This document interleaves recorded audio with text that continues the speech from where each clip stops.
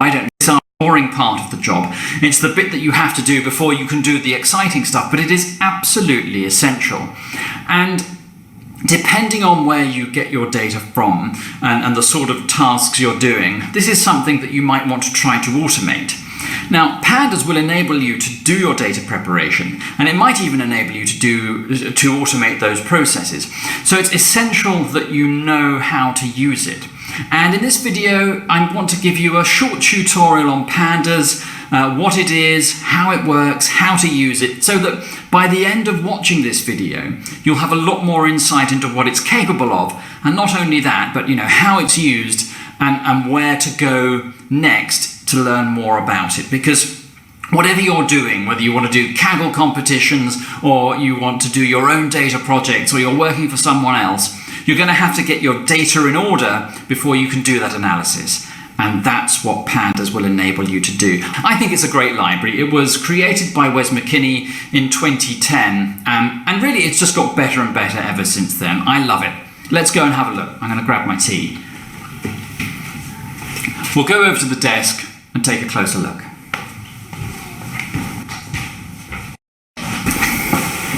We're going to be working through the tutorial that's on the Quanticon website. They have a pandas tutorial there, and that's the one we're going to be looking at. If you haven't seen the Quanticon website and you're interested in Python, do go and take a look. I think it's one of the best resources on Python that there is. It's one of my favorite Python websites, and I use it all the time. I'd really recommend that. Go and take a look at the pandas page and download the Jupyter Notebook, because that's the one we're going to be